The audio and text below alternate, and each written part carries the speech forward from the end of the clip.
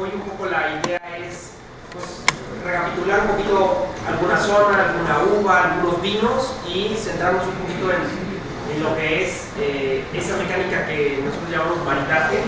A mí me gusta un poquito más la palabra sinergia, porque realmente es una sinergia entre componentes aromáticos.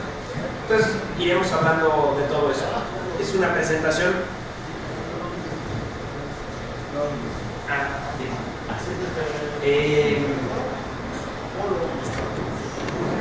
Es una presentación un poco larga, la trataré de ir pasando brevemente. Tenemos solo una hora para probar 5 vinos, pero bueno, lo haremos lo más práctico y sencillo. Si alguien quiere preguntar algo, simplemente lo pregunta.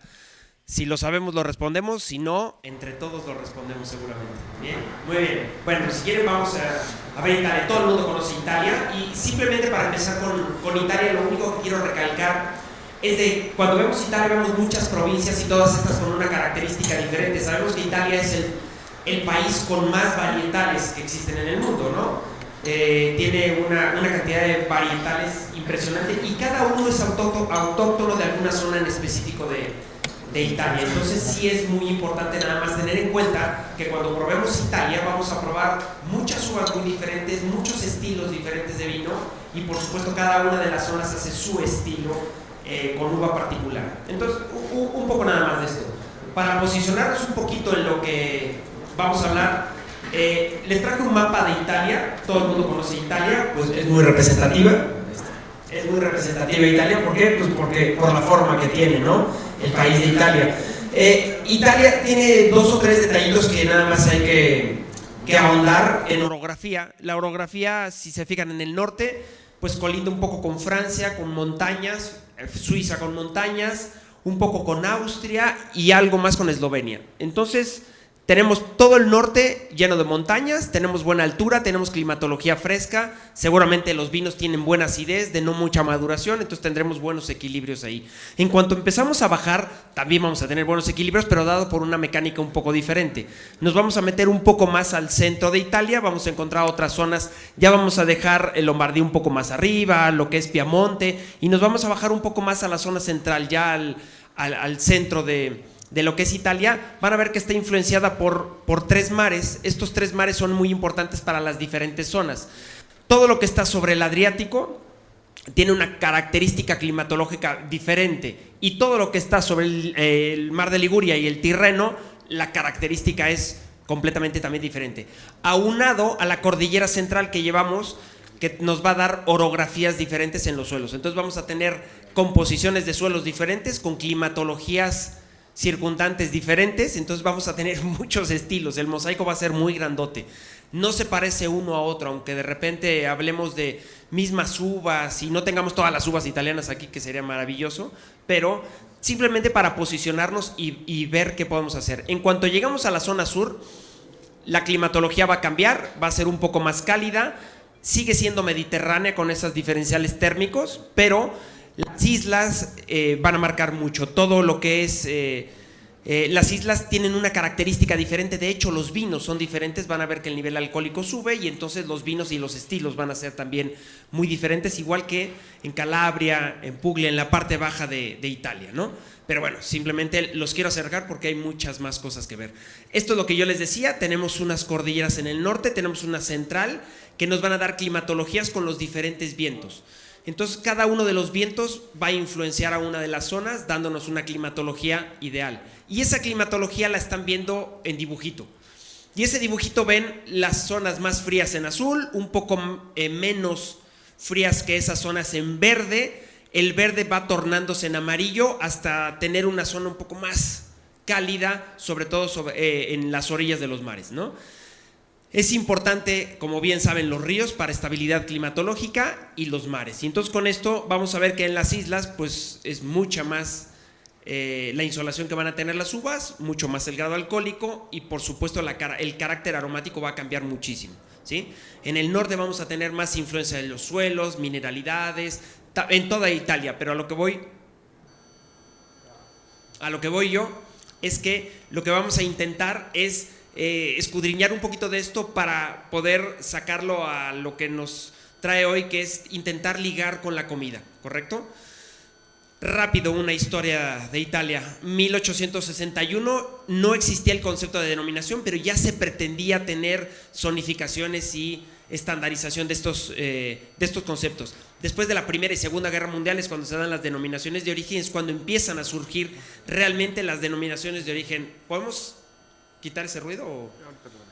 Esas denominaciones de origen. 1930 viene una primera clasificación en donde se dan 3 niveles de vino, en donde eran los vinos especiales, vinos superiores y vinos finos. Y era un poco intentando clasificar los vinos por su estructura, calidad, todo este tipo de atributos que puede tener en las diferentes zonas. Era muy genérico y se hacía un poco de esta manera, ¿correcto? Si seguimos el rumbo del tiempo, 1963, ya existen más denominaciones de origen, mucho más formadas, mucho más determinadas en cada una de las zonas, y entonces al estar determinadas en cada una de las zonas ya podemos dar diferenciaciones de zona. Y entonces cuando empezamos a hablar realmente de las denominaciones de origen, todavía no hacemos una cualificación de dentro de las denominaciones de origen que tengan vinos de calidades en diferentes rangos, pero ya tenemos una cualificación de denominación de origen. Y entonces es cuando se empiezan a designar los estratos de calidades, ¿no? Cuando empezamos a tener que era una denominación de origen como tal y cuáles son los parámetros que dentro de la denominación de origen podíamos ir observando, ¿no? Sigue en 1992 y se da un salto hasta del 92 al 2009. En el 2009 se da un salto porque hay una reforma, en el 2008 hay una reforma en toda Europa y las denominaciones de origen se vuelven a reagrupar. Entonces se hace un grupo muy grande que es todas las zonas que tengan identificación geográfica y todas las zonas que no tienen identificación geográfica. Pasa en toda Europa, no nada más en Italia. Entonces lo podemos ver con Hungría, con Francia, con España, con todas. Aquí lo que están haciendo es simplemente decir cuáles tienen denominación de origen y cuáles tienen indicación geográfica y las ponen en un grupo.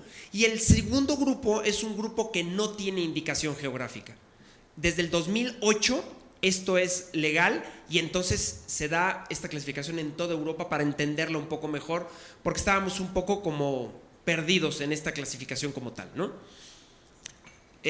Bueno, y entonces es cuando empezamos a hablar de las denominaciones de origen protegidas como tal. Y estas denominaciones de origen protegidas van a tener diferentes calidades o cualificaciones dependiendo de la calidad, del tiempo, la elaboración de los vinos. Entonces, por eso empezamos con las IGT, que es una indicación geográfica, subimos a una DOCG y la denominación de origen calificada va a subir a una calificada y garantizada, ¿sí? Que es cuando tienes una calidad mejor en viñedo, en proceso y tienes cierto tiempo guardando esa calidad, ¿correcto? Genéricamente es así. Y bueno, desde 2009 se cualifican los vinos como los conocen ustedes, ¿no? Las DOC, que están acá arriba, y DOCGs, vienen las IGs, que son las indicación geográfica, y luego vienen los vinos que nosotros conocemos como vino de mesa, vino de tabla, vino de lo que ustedes ya conocen. Esto lo quise poner porque es un parámetro importante. Sé que voy rápido, pero es que si no, no nos da tiempo de todo y quería que viéramos un poco de todo. Hay una cosa que se llama control de trazabilidad que tienen que tener todas las DOCs, todas las DOCGs y todas las DOCs. Y no es otra cosa que saber de dónde viene el vino, de qué lote de viñedo viene el vino, hasta en qué botella está puesto. Esa trazabilidad es obligatoria en Europa, entonces es muy importante tener esa trazabilidad. Mientras mejor trazabilidad tienes, pues la calidad de tus vinos suben y tienes el detalle de saber dónde puedes tener algún problema. Bueno, pues vamos aquí, ya dijimos que son las IGT, las DOC y las DOCG, ¿no? Todos estos. Dentro de este gran parámetro que estamos viendo Italia tiene una clasificación a nivel europeo que son nosotros le llamamos las BDQR, ¿no? Y esto es los vinos que tienen una clasificación especial como los espumantes, los frisantes, los licorosos, pero que tienen una región determinada, entonces tienen una cualificación dentro de Europa especial y les llaman los BSQPRD, que es un vino espumante de cualidad producido en una región específica o determinada. Toda Europa tiene que tener esto y cada zona tiene que tener esto dependiendo del estilo de vino que se esté haciendo, ¿correcto? Todo esto me imagino que todos ya lo saben y lo han oído. Digo, es un seminario un poco más elevado, luego haremos nada más cata, pero la idea es esto. Algunos apelativos que tenemos que tener en cuenta con los vinos italianos. ¿Qué es un vino de reserva? Es un vino que tiene un poco más de añejamiento de los normales. Un vino superior, cuando tiene un grado superior alcohólico, ¿sale? No es clásico, una región muy tradicional. Nuevo, bueno, cada uno de estos te va dando una cualificación del vino dependiendo su estructura en elaboración. Las últimas dos nos vamos a meter en ellas porque son la plática de hoy por la mañana. El frisante y el espumante. Frisante ligeramente es un vino de aguja, ligeramente carbónico, y el espumante es un vino espumoso como tal.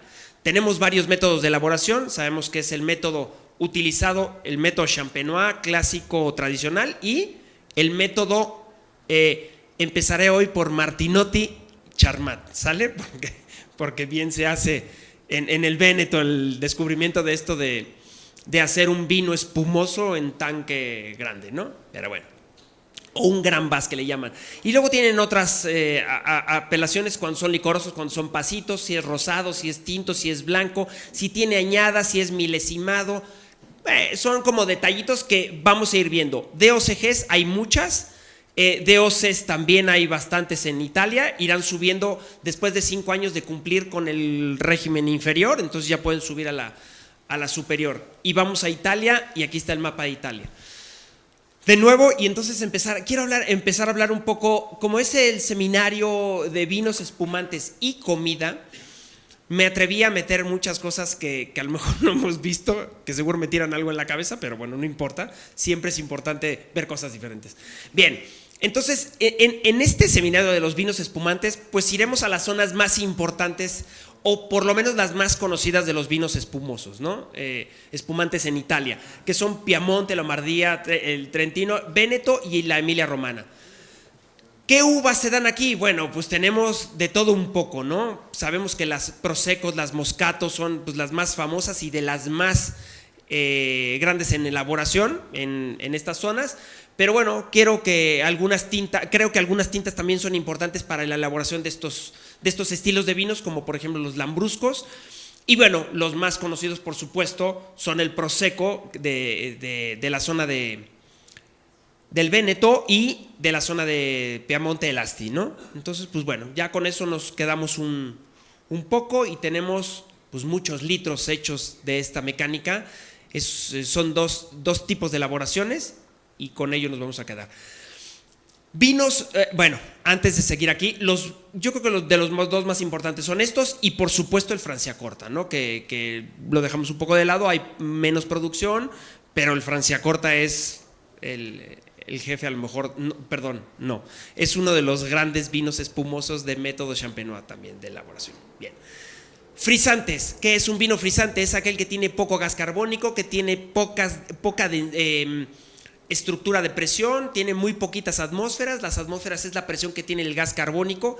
Generalmente cuando yo elaboro en método Charmat o Martinotti, la presión es menor. Cuando lo elaboro en método de elaboración tradicional o método champenois, la presión atmosférica es mayor dentro de la botella. ¿Mayor a cuánto? Estoy hablando de entre 1 y 2 para el método Martinotti o Charmat y entre 4, 5 para el método de espumoso tradicional, aunque algunos Martinotti pueden llegar hasta 4 también atmósferas, ¿sí? 4 atmósferas son muchas, para que se enteren más o menos 4 atmósferas son, una atmósfera es la presión que tiene una columna de agua en 10 metros. Imagínate tú ponerte una columna de agua arriba y cargarla, eso es la presión que puede ejercer y eso se llama una atmósfera. Se hace también por medio de presiones, PSIs, o no es común hacerlo en kilogramos por centímetro cuadrado, no es común, por eso se hace en bares o en atmósferas. Es exactamente lo mismo. Un bar y una atmósfera es lo mismo, es casi lo mismo, ¿sale? Es 1.013 en bares, que es ridículo. Pero a lo que quiero llegar con esto, si me voy muy arriba me bajan un poco, Voy rápido, pero lo que quiero llegar a esto es que el método de elaboración también determina el estilo de los vinos la carga de carbónico que tiene y la referencia con el alimento que vamos a tener. Y ahorita vamos a ir a detalle con ese tipo de cosas. Bueno, vamos a ver un poquito todas las zonas. Me las voy a pasar un poquito por encima para ir viendo todas las zonas que podemos ver de vinos espumosos, que es la más larga. A lo mejor vinos blancos es un poco más corta y vinos tintos como tal, porque tenemos específicos 3 o 4 vinos que vamos a hablar. Aquí quiero hablar un poquito de todo. No vean todo.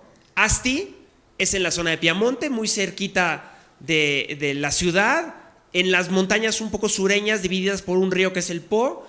En Langhe y Monferrato, es la típica uva que se utiliza ahí, es el moscato. El moscato es la uva para el Asti, ¿correcto? Y ahí les puse algunas características. Una de las características importantes que quiero hacer mención es de los suelos. Los suelos son calcáreos. Y esos suelos calcáreos arcillosos me generan una mineralidad interesante para que los vinos sean muy interesantes para cuando los ligamos con la comida, porque una de las características importantes de un vino para ligarlo con la comida es la mineralidad, sobre todo cuando no tiene soporte tánico, cuando no tiene carga aromática. La mineralidad es donde yo me aferro para poder hacer el ligue con los alimentos que también llevan mineralidad. Trata de ligar con la mineralidad de los alimentos. Bueno, son 52 municipios, cerquita de 3 ciudades bastante conocidas.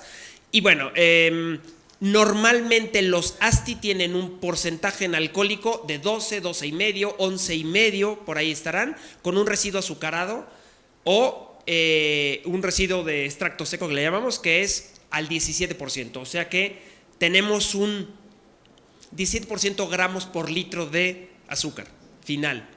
Ahí puede ser menos porque podemos hacer un brut y puede ser mucho menor, ¿sale? Pero bueno, también tenemos las características finales de los estilos de vino. El Asti, otro detalle importante, el Asti debe de ser consumido joven, es un vino que la frutalidad es muy importante, y aquí voy al segundo parámetro del ligue con los alimentos. El primero les dije que era la mineralidad, el segundo les dije que es la característica aromática. La característica aromática es, el Asti es consumido o se debe de consumir preferentemente en el año siguiente a la vendimia. Esto me refuerza que los aromas que voy a tener en un vino espumoso, en particular el Asti, van a ser aromas primarios y secundarios. Acuérdense que puedo hacer muchos ligues que ahorita los veremos, ¿sí? Vamos bien, ¿no? Bien. Algunas otras zonas menos populares, pero conocidas también. Alta Langa también se dedican a hacer vinos mucho más modernos, con Pinot Nero, con Chardonnay. Es en la misma, cerca de la misma zona, pero la idea es que tenemos vinos con elaboraciones diferentes. Todos ellos también tienen DOCs. Las graduaciones son muy parecidas, 11,5, 12, 12,5 cuando mucho. Y podemos tener elaboración de segunda fermentación en botella o el método Charmat que estábamos hablando, ¿no? Seguimos. Braqueto de Acqui, también tenemos exactamente lo mismo. Es una zona que se elabora uva con el braqueto. Y otro de los detalles interesantes es que vuelven a ser los mismos suelos calcáreos arcillosos. ¿Por qué nombro esto? Porque la calcaridad es muy importante. Las margas, que son los suelos que son blancuzcos, son muy importantes para las zonas de los vinos espumosos, para que me den el carácter que yo necesito para botella, ¿sí? Bien. Francia Corta, iremos a una de las zonas más interesantes, más bonitas, de mejores vinos en elaboración, yo creo que del mundo, hablando de los vinos espumosos, ¿no? Método Champenois, por supuesto.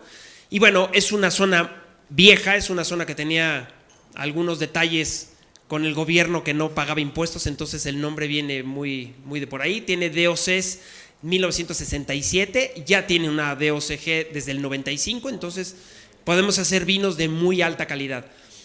Aquí hay un detalle curioso y muy diferente a lo que tenemos en los suelos calcáreos que estábamos viendo un poco más abajo.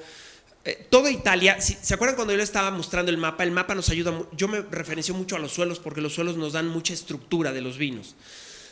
Cuando ustedes ven el mapa de Italia, se fijan que todo el norte es montañoso. Ese es fácil determinar luego los suelos de esa zona porque siempre eran entradas de agua. Y al tener entradas de agua quedaban mares internos, los mares internos se secaban y se quedaban microorganismos, diatomeas y muchos moluscos ahí atrapados y hacían los suelos calcáreos. Mientras más formación tenían por el clima más caluroso, más formación de estos individuos que se morían. En el norte era menos la influencia de la temperatura, entonces era menos el crecimiento, por eso los suelos tienen menos contenidos calcáreos en algunos casos. Diferencia a Champagne. Champagne es un caso extremo, como Jerez de la Frontera, como algunos lugares que son en exceso este tipo de bichos que se murieron hace muchos años y formaron ese manto gredoso o lleno de carbonato de calcio. Bueno, el terreno aquí es glaciar y al ser el terreno glaciar es completamente diferente el suelo. El suelo es más arcilloso pero con piedras. Y esas piedras son de color café, morena, y eso nos ayuda a que con las temperaturas en las noches, pues la disipación de la temperatura ayude a que no baje la temperatura tan fuertemente. Uvas, Pinot Bianco, Pinot Negro y Chardonnay, ¿sale? También tenemos Rosé. Bueno, tenemos algunos otros detalles. Los Franciacorta no pueden salir antes de 37 meses cuando estábamos hablando de los grandes, ¿no? Y no pueden salir antes de 18 o 25 meses cuando son normales. Un Franciacorta normal no puede tener menos de ese tiempo de botella o de tiempo de elaboración, ¿sale? Bien. ¿Quieren ir probando algo?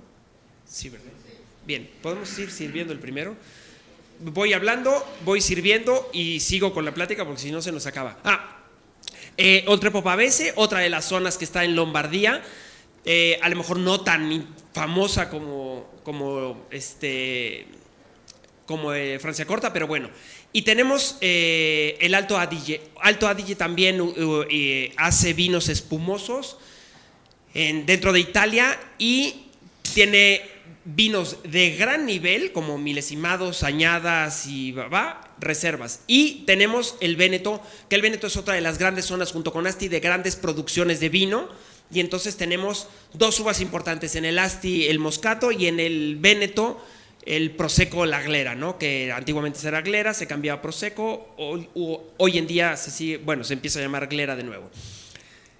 El Prosecco que está en la zona de Conegliano Valdobbiadene, es la zona importante de elaboración de estos vinos. Y tenemos dos tipos de Proseccos, diferentes uvas, diferentes formas de uvas, entonces da diferentes estilos de vinos. Al igual que las denominaciones también son diferentes. Conegliano Valdobbiadene es la zona importante de la elaboración de los Proseccos como tal, ¿no? Aunque tenemos Proseccos en toda la zona de Conegliano. Y uno importante es el Cartice, ¿no? El Cartice que está sobre las montañas, que tiene ya una característica diferente, con más altitud, y entonces tiene estructura muy diferente a lo que estamos viendo. Y parece mentira, pero acabé, ¿sí? Bien.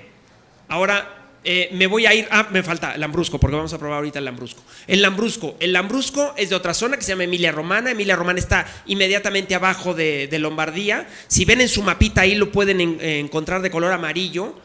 Emilia Romana también tiene características de los Lambruscos. Los Lambruscos nosotros los conocemos como vinos jóvenes, frescos, de bajo costo, pero tiene sus especificaciones también, porque es muy importante la DOC que tenga sus especificaciones. Y las especificaciones es, por ejemplo, que tiene que generarse espuma endógena, o sea que tiene que ser por un método de elaboración, no es inyectado. Hay varias cosas que de repente desconocemos que vale la pena que un día nos metamos al Lambrusco, porque tiene también muy buena calidad en elaboraciones. Es un vino más joven y es un vino de consumo más práctico para todos, pero bueno, simplemente también que tengan idea de que esto. Y ahora me voy a ir un poquito con la sinergia de la comida, pero si quieren vamos a probar el primer vino. El primer vino que vamos a probar hoy es un Brut. Es un Brut y es un Balán Veneto. Tengo una presentación ahorita con las botellas, si quieren ahorita las vemos. Todo el mundo tiene, pero es simplemente para que vayan probando algo mientras yo sigo hablando, ¿sí? Bien, es un Prosecco, es un Brut y es un uva Prosecco. Si quieren vamos a hacer la cata y sigo un poquito con la comida, un poco ya que hayan tenido un poco de vino en boca. ¿Me regalan un poquito a mí? Gracias. el vino que estamos tomando es este, ¿sí? Bien. Bien, para la mecánica de cata no creo que ninguno de nosotros nos enseñemos mutuamente, entonces pues si quieren hacemos una cata muy simple y muy práctica, pero detallando algunos conceptos de la cata de los espumosos, que fijémonos en el color te da evidencia del reposo sobre las lías. Si tiene una coloración un poquito más intensa, el reposo sobre las lías ha sido más longevo. Si tiene un reposo sobre lías más longevo y tiene más color, seguramente tiene más características aromáticas a frutos secos. Entonces las encontraremos simplemente por la visión de este color y en oxidación. Digo, todo, si es correcto, todo debe de ser por ahí. Hay de repente cosas que no salen, pero no en este caso, ¿no? La generación de burbuja es importante porque la generación de burbuja, aunque sea método no sea método de Champenois, sea método de Charmat, el método de Charmat es muy eficiente hoy en día. Es un método de tanque, se llama isobárico e isotérmico, que es guarda temperaturas, guarda presiones y así se embotella. Para hacer un prosecco, cada quien tiene su mecánica de hacerlo, pero para hacer un prosecco prensamos uva, tenemos mosto, clarificamos mosto y guardamos el mosto en un tanque 8, 9, 15 meses. Y después de eso empezamos a hacer la elaboración, ¿sale? Empezamos a hacer fermentación, empezamos a hacer varias cosas. Cada quien lo hace de una manera diferente, ¿sí? Cada quien puede empezar y hacerlo de inmediato o guardar esto, o hacerlo inmediatamente después de cosecha o guardar el vino. ¿Para qué se guarda el vino? Es importante para que tenga carácter y que tenga aromas que luego voy a utilizar muy interesantemente para hacer el ligue de los alimentos, ¿no? Que no he llegado, pero espero llegar hoy, en alguna hora. Bueno, si quieren vamos a ver qué tal está en nariz. La segunda fase es la nariz. Como tiene gas carbónico en despliegue, pues no tienes necesidad de agitarlo. Si quieren agitarlo también pueden darle 2 vueltas, no pasa absolutamente nada, pero la efervescencia nos da esa ayuda, ¿no? Y tiene una característica muy floral de frutas, cítricos, algo de fruta tropical no madura. También tenemos algo de levadura, ¿sí? Tenemos el fermento, algo de bollería, alguna hoja de té, ¿sí? Vamos, si quieren, a ver qué tal si probamos en boca. Salud. Están muy serios para hacer una cata a las 11:40, pero bueno, salud.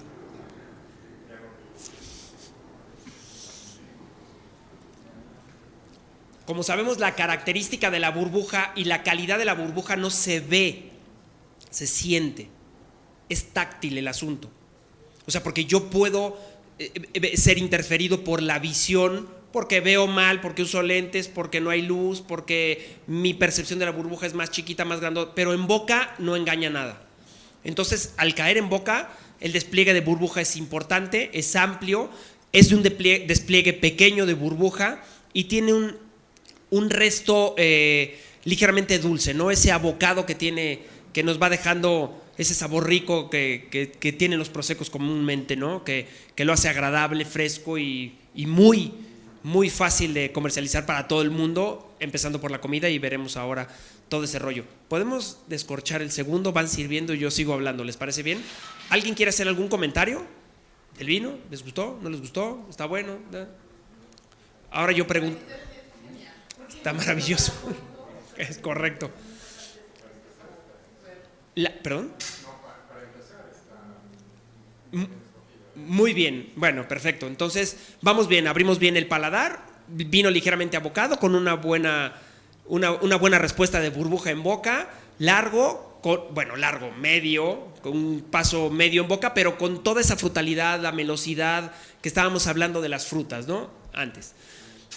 Cuando yo hablo de la comida, aquí se vuelve un lío muy complicado, porque cada quien tiene un gusto muy diferente, una percepción muy diferente, y se vuelve eso del maridaje como personal. Es personal, pero en el fondo tiene teoría, ¿sale? Hay fundamentos de sinergia.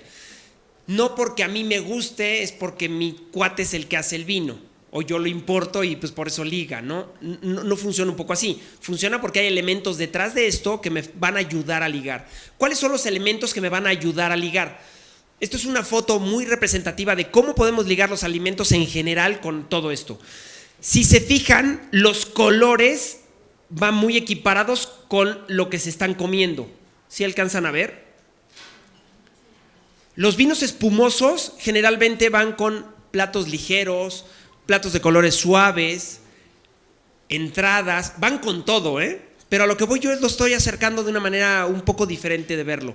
Cuando los vinos son un poco más estructurados en color, seguramente tienen más proceso y necesitan una carga un poquito más estructurada de plato, ¿sí? Cuando los vinos ya cambiamos a los tintos, son tintos jóvenes y los jóvenes son ácidos, necesitan buena estructura, pero no tan intensa, no grasa, no. Entonces vamos bien a los tintos. Igual con un tinto más estructurado, pesado, más cirueloso, la fruta más madura. ¿Se fijan cómo los salseos van equiparando todo? Igual que con un vino que tiene una evolución más grande, ribetes más atejados, aromas más animales, las carnes son más hechas, ya lo veremos en su momento con los tintos. Igual con los postres, ¿no? Cada uno es un elemento que visualmente y por color también ligan. Entonces nada más tener eso. 2 detalles para el ligue. Tenemos maridajes de complemento y maridajes de complemento y maridajes de contraste. Perdón, tenemos maridaje y cuando no marida, ¿correcto? O sea, de un lado tenemos el maridaje cuando nosotros lo conceptualizamos. Liga, de alguna manera liga. O no tenemos ese maridaje, o sea, no liga, ¿sí? El no ligue no es de contraste, que quede claro. Porque cuando no liga, luego salimos nosotros de, no, es que es de contraste. No, espérame. Una cosa es que ligue y otra cosa es que no ligue.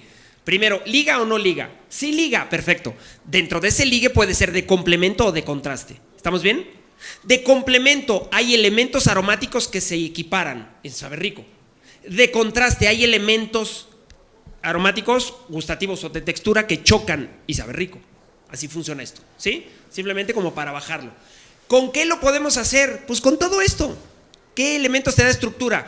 Pues la potencia, el gusto, el aroma, la textura, la cocción, el salseo, el color, la mineralidad, el contraste, la temperatura, la sensación en boca, el estilo de vino, la temperatura de vino, la combinación de uva. ¿Qué quieren? Todo esto liga, no es subjetivo. También, siempre lo voy a decir, pero para entender esto tendremos que entender un poquito de lo que viene detrás.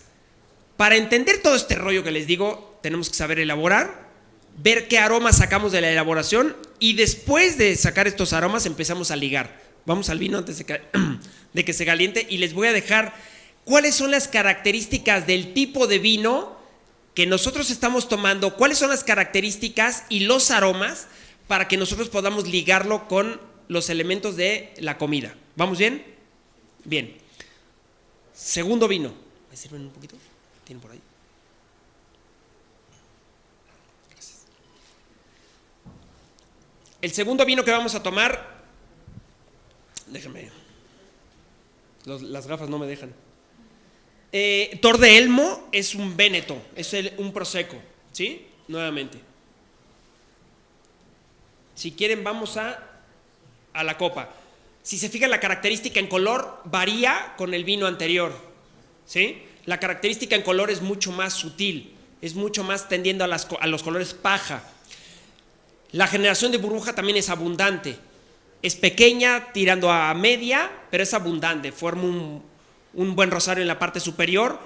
Esto de la formación del rosario y tal se oye muy bonito, pero tiene un detalle técnico muy importante. Hay una cosa que dentro de los vinos que se llaman tensoactivos y son los elementos que pueden hacer que la densidad de un vino sea mayor. Se los da las notas del suelo. Todos los compuestos calcáreos me ayudan a dar esa densidad. Si yo tengo una buena densidad, me dura más la burbuja y es más evidente que el vino parece que tiene más estructura y esa densidad es muy importante. Se puede dar la densidad también por resto que tenga de azúcar o por azúcar en extracto, ¿sí?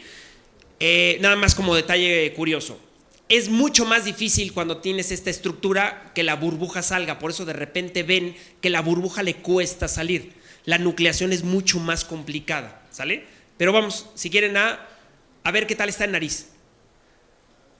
La característica en nariz es completamente diferente y la vemos con el anterior. Si comparamos uno con otro, este es mucho más floral. ¿sí? En este perdimos un poquito de la profundidad de las frutas maduras, pero ganamos la floralidad, mineralidad, una estructura mucho más etérea, pero mucho más elegante a nariz para algunas gentes. A algunas gentes les gusta más la frutalidad y se van por ese tipo de estructuras aromáticas. Pero los vinos son muy diferentes simplemente a la nariz, siendo dos prosecos, misma uva, ciertas características de zona parecidas. A ver qué tal les parece en boca.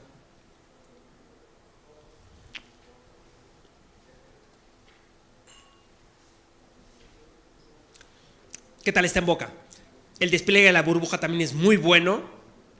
El punto importante es que es ligeramente menos abocado que el anterior. Es un poco más seco, o sea que a lo mejor bajaremos unos gramos por litro de ese residuo de azúcar que tenemos dentro del vino, pero se hace fresco, agradable, rico, sonriente, es de muy buena acidez y seguramente ya se están imaginando qué plato puede ligar con esto que sea diferente. ¿Sí vamos bien? Aquí lo que vamos a ver en los vinos espumosos es gas carbónico, efervescencia. ¿Cómo es la efervescencia? ¿Cómo es la acidez del vino? En el anterior era muy buena acidez, pero en este es preponderante la acidez por la característica aromática. El carácter aromático me influencia en la percepción ácida de los vinos, ¿sí? Si es muy frutado, parece que tiene menos acidez. Si es muy floral, parece que tiene más acidez. Los vinos se vuelven más frescos o menos frescos por esta estructura, ¿sí? Bien. ¿Y qué aromas tenemos? Flores y frutos secos. Frutos secos en vinos de mucho más elaboración, bajolías y de tiempo. Frutos, flores y frutos tropicales jóvenes en elaboraciones más jovencitas como esta. ¿Sí vamos? Bien. Ay, y me voy a saltar todo esto porque lo vemos la siguiente. ¿Cuáles son los aromas primarios de un varietal? ¿Todos se acuerdan de los aromas de un varietal primarios? Seguramente van a encontrar por ahí algunas notitas como los terpenos, ¿sí? ¿Sí? ¿Se acuerdan de esos detallitos? Esas piracinas que todo el mundo habla. Bueno, pues esos elementos nos ayudan a hacer ligues, aunque nosotros no entendamos por qué funciona y subjetivamente los llevemos a cabo. Por ejemplo, el aroma de la uva es muy importante porque cada uva tiene un carácter aromático y me ayuda a ligar diferente. Blancos frescos son frutales, como cuál, por ejemplo, un pinot grillo, ¿no? Una glera, son frutales, frescos, como algunas otras uvas también. ¿Qué precursores tenemos aquí? Aromáticos, son compuestos químicos que me ayudan a ligar. Aquí tenemos el cis-3-hexanol. Este cis-3-hexanol es un aroma que nosotros percibimos como aroma verde. Hay veces que cuando es en exceso es un pimiento verde, pero cuando no es en exceso huele a chícharo, o huele a alubia, o huele a una manzana. Entonces empezamos a entender que si nuestro vino tiene este compuesto aromático, que es el cis-3-hexanol, hexanol en este caso, tenemos, no ha sido convertido, en este caso tenemos el carácter aromático que me puede ligar perfectamente con una ensalada que lleve chícharos, que tenga algo de alubia, manzana, que es una locura. Dices, ¿alubias con esto? Claro, porque tiene el mismo componente químico. Eso es sinergia. Eso es el maridaje que nosotros decimos, es subjetivo, no es tan subjetivo el asunto. Te gusta porque detrás hay algo, ¿sale? Más la acidez que potencializa toda. ¿Se acuerdan de las piracinas? Ahora vamos a los terpenos. Aromas primarios, son del varietal. ¿Y cuáles son estos? Los conocen y los han oído: el linalol, el citroenol, el nerol, el resinoides, el terpinol, geraniol, rotundone, eugenol. Todos estos los han visto o los han oído por lo menos. Cada uno de estos te dice: el linalol, pues también es del floral, es del moscatel, pero lo tiene la lavanda y el cilantro, el laurel, la albahaca, el limón. Todo eso, cuando yo hago una combinación de plato, puedo acceder a las notas terpénicas de los vinos jóvenes que no tengan evolución ni en barrica ni bajo lías. Sé que es un choro maromero esto, pero yo sé que a lo mejor no. Hay que fijarse qué elemento aromático puede tener para hacer el ligue, porque luego tú dices, no puede ligar esto con esto, y sí, porque tiene elementos químicos en conjunto, ¿no? Y solo estoy hablando de elementos químicos, no estoy hablando de salseos, de cocciones, de texturas, que también son elementos químicos, al fin y al cabo, ¿no? Aromas secundarios se generan en la fermentación es otro asunto, y entonces vamos a tener ya los etanoles mezclados con algunos aldehídos, con algunas, y empiezan a generar una cosa de aromas por todos lados. Estos aromas que yo genero en la fermentación, cuando tengo el reposo sobre las lías o en la botella, me empiezan a generar compuestos aromáticos que me empiezan a hacer ligue con los alimentos. ¿Cuáles? Pues aldehídos, cetonas, lactonas. Todos estos los han oído porque se generan dentro de la fermentación. ¿Y qué tenemos? Almendras, regaliz, mantequilla, rosa, limón, caramelo. ¿Les suena o no? Fantástico. Como si les suena los tioles o inclusive el bread para los tintos, ¿no? Pero esto es una locura. Nada más quería que vieran que no funciona como de repente lo pensamos. ¿Podemos servir el 3? Que no funciona como de repente lo pensamos, es que a mí me gusta. Sí, pero no porque te guste, tiene que ligar. Te podrá gustar y no ligar. Un tinto con un ostión, pues no liga. ¿Te gusta? Pues según tú, pero no liga por ningún lado. O sea, tienen elementos aromáticos que ligan. Y solo he hablado de los aromáticos. No he hablado de los gustativos, ni de las texturas, ni de las cocciones, ni de los diferentes salseos por estructura, por textura, por condimento, por... ¿Sí me siguen? ¿Los estoy aburriendo mucho o no? Es que me ponen cara de... Qué aburro. Bueno, como era un seminario quería ver cosas diferentes, ¿no? Bien, vamos si quieren con el siguiente. El siguiente vino. Bueno, todos estos elementos los encontramos. Los más representativos yo creo que son estos que sí los pueden encontrar, ¿no? Son elementos que podemos tener en muchos vinos que nos ayudan a generar lo que les estoy diciendo. Y ahora me voy a regresar un poquito. ¿Se acuerdan que yo les estaba hablando de elaboración? Simplemente por tener un detalle de elaboración. No es lo mismo hacer un vino espumoso con reposo sobre lías de mucho tiempo o poco tiempo.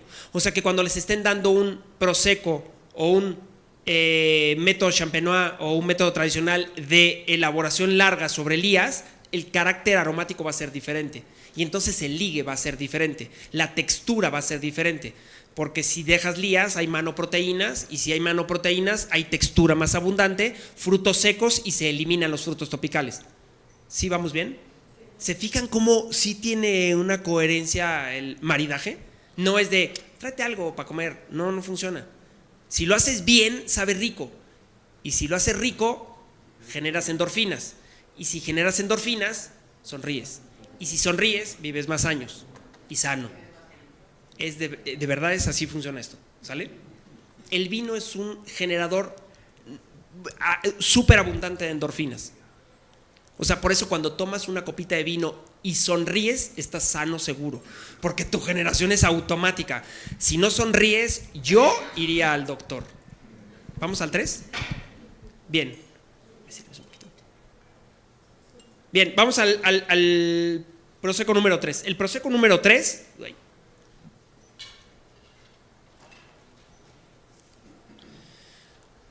El prosecco número 3 que vamos a tomar es un Ática de Cantina Boido, ¿sí? Es de uva glera, que es prosecco al fin y al cabo.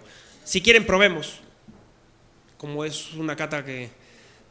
Colores igual, son colores de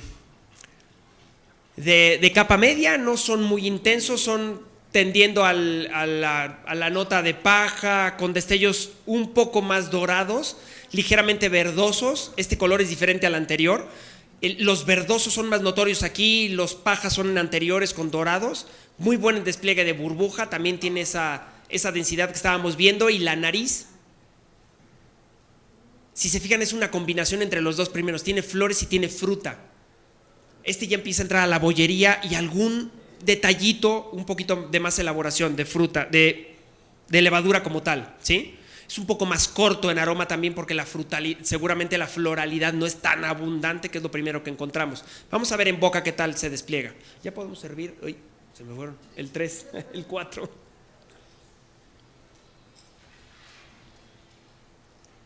la temperatura es un punto muy importante para todo el equilibrio.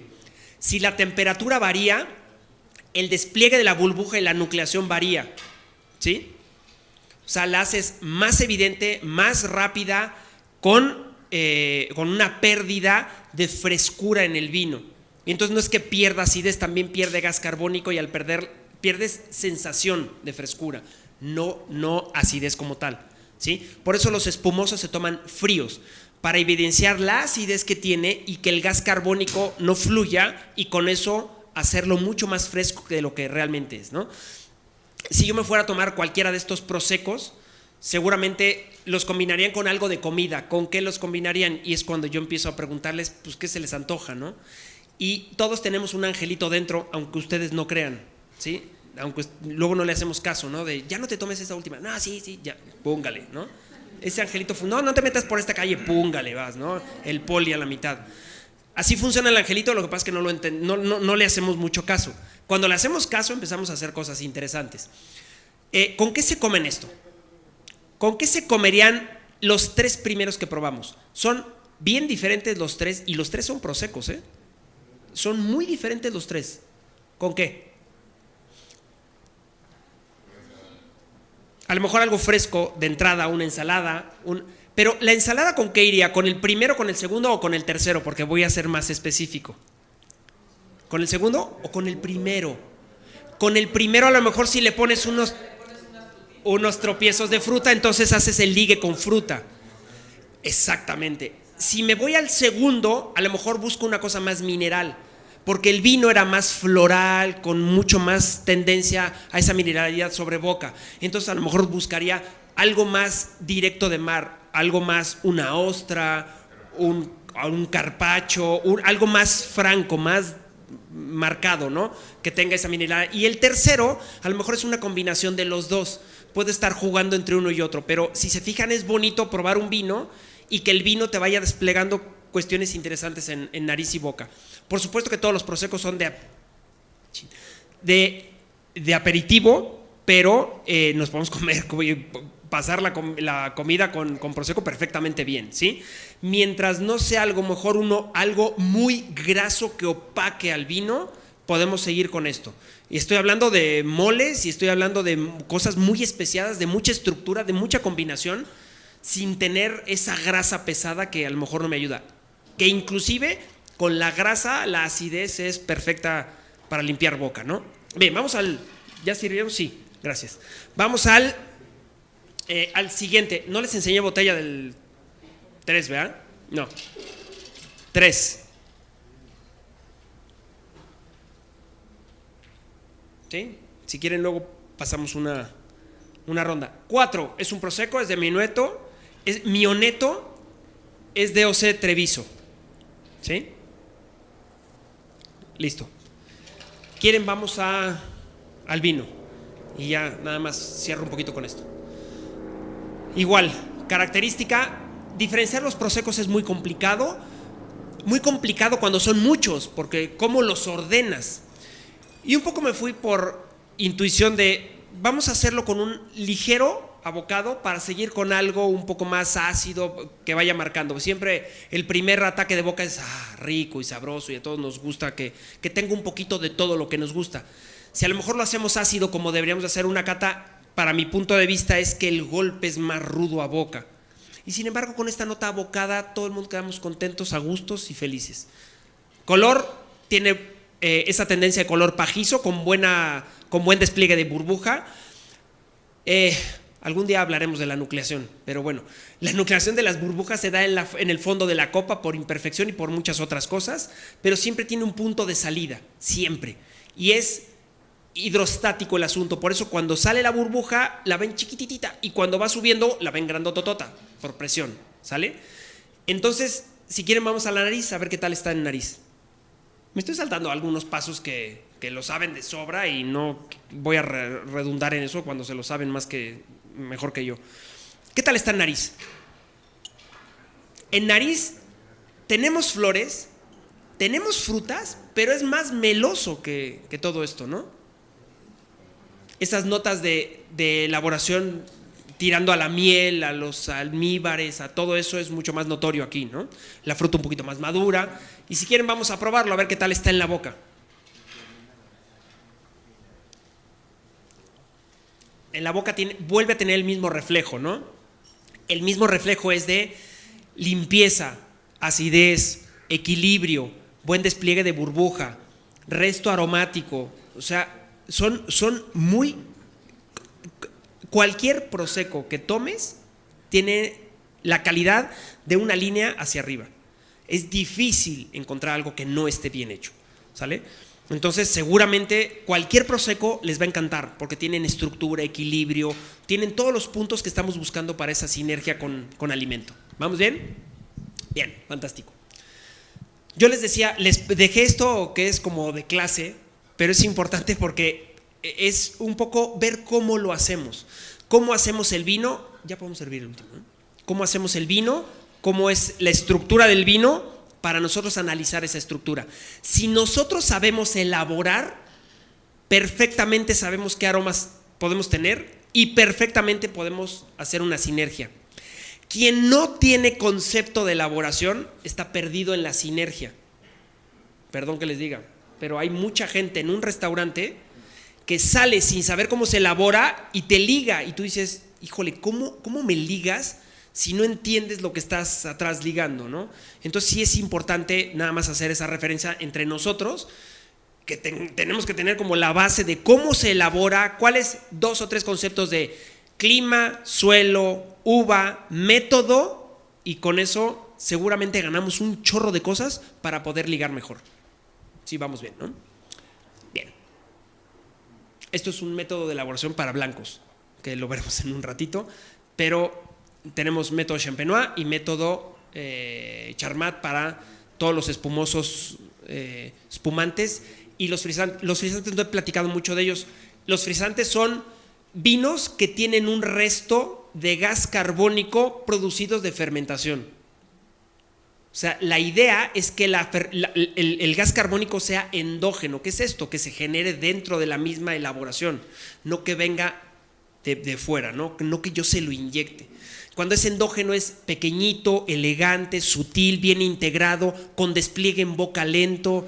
Hay muchas características que un método te ayuda a que el vino sea elegante en boca. Cuando es inyección, el vino no es elegante en boca, está desequilibrado, tanto por el concepto de gas carbónico como de los otros elementos como mineralidad, acidez, no integran, es bien difícil integrarlo. Y eso es de repente lo que nos pasa con las cervezas. Las cervezas en algunos casos son inyección y eso se nota en la boca. Se nota cuando están desintegradas, ¿sale? No es endógeno, no es el mismo gas carbónico que generé.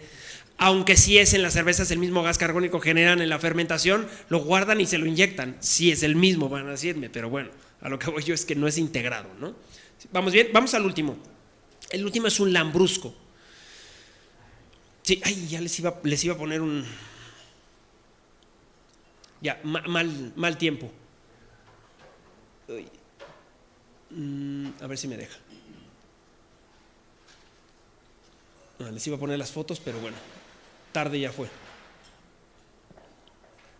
Lo haremos con el último, aunque sea. Bien, me voy a saltar. Y aquí está. Vamos al lambrusco. ¿Sí?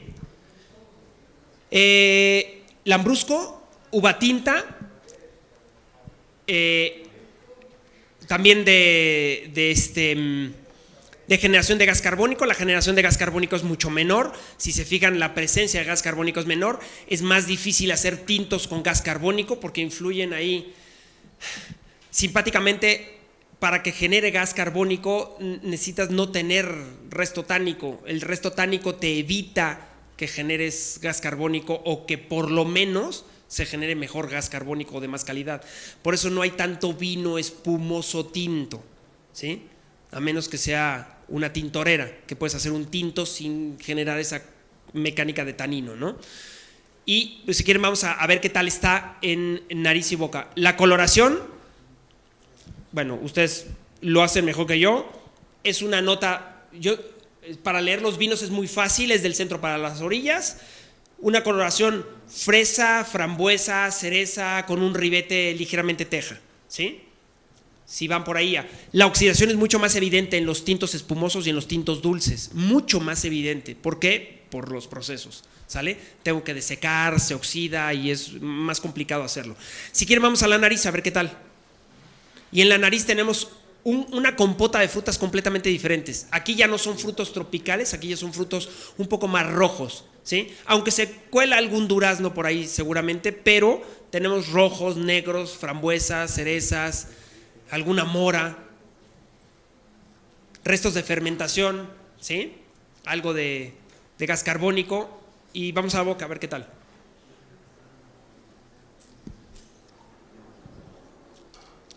En la boca es ligeramente más dulce que los anteriores.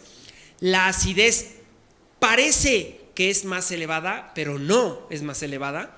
Es más corta, la acidez en boca se nota. Es un estilo, no es que sea peor o mejor, es un estilo diferente.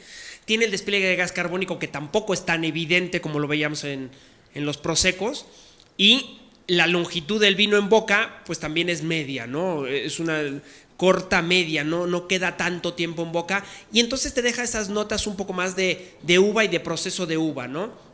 De uva cuando lo comes natural y te deja esa sensación de ollejo, de pellejo sobre boca. Por supuesto, el ligue con un lambrusco es mientras más dulces sean los vinos, más complicado es combinar con salados, porque no encuentras el elemento de equilibrio.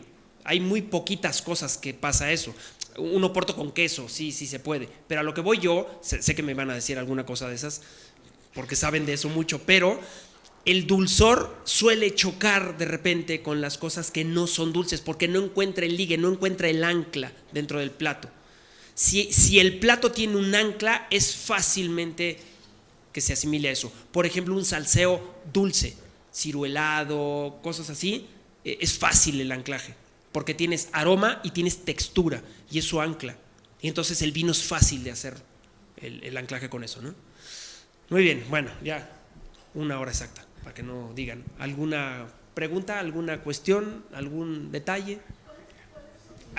Perdón, sí, último vino, antes de que se me escape. Se llama Perla Rosa, ¿sí? Es un lambrusco. También lo encuentran en la sala por si quieren volver a probarlo.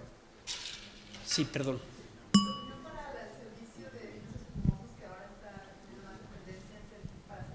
En copa. Es un estilo. Lo que pasa es que tienes mayor apertura en la copa, entonces pues es un estilo diferente. A ver, no nada más es la apertura de copa, lo que pasa es que cada copa tiene diseño, tiene una tecnología y esa copa te invita a que la percepción en boca sea diferente. Entonces cuando utilizas una copa amplia para un espumoso, lo que no quieres evidenciar es la presencia puntual de acidez. Cuando tienes la presencia puntual de acidez, te vas más por la copa flauta. Si no quieres la presencia marcada de acidez, te vas por una copa amplia. Y eso es muy fácil hacerlo para ligues de maridaje en mesa. Porque cuando quieres que el vino, que es muy ácido, no quieras que se vea tan ácido, lo que haces es abrir la copa. Y entonces el despliegue sobre toda la lengua y no en punto específico de la acidez. Pero sí, se utiliza mucho ahora, es muy común. Bien. Qué choro en una hora, pero bueno. Bien, ¿alguna otra pregunta? ¿Ninguna? Bien. O expliqué muy bien o entendieron perfecto. Me quedo con la segunda, entienden perfecto. Muy bien. La idea es que fuera diferente, ¿no? Siempre hacemos catas y el seminario y no sé qué. Y me dijeron, no, y lo hacemos de comida. Y dije, órale, sí, lo hacemos de comida y metemos algunos elementos ahí bonitos de la comida, que es realmente sinergia, ¿no? Bueno, pues espero. ¿Con qué lo maridarían? ¿Con qué les gustaría? Un higo, algo que tenga esas frutas maduras, dulces, a lo mejor iría muy bien por carga aromática y por textura. A lo mejor dicen que aquí un pato, pero si te fijas, vuelve a ser el salseo. O sea, el salseo como marca, ¿no? Pero si te fijas, tienes el elemento base, que es neutro, podríamos hablar, o la proteína, y luego le pones el salseo que tú quieras, ¿no? Yo siempre digo, no es lo mismo pollo con mole que pollo con salsa de cacahuate y es el mismo pollo, ¿no? Ate con queso, dicen por aquí. Pero bueno, a lo que voy yo es que se pueden hacer miles de combinaciones bien interesantes, pero más pensadas. No tan al, ay, me gusta. Pues sí, pero a lo mejor no liga, ¿no?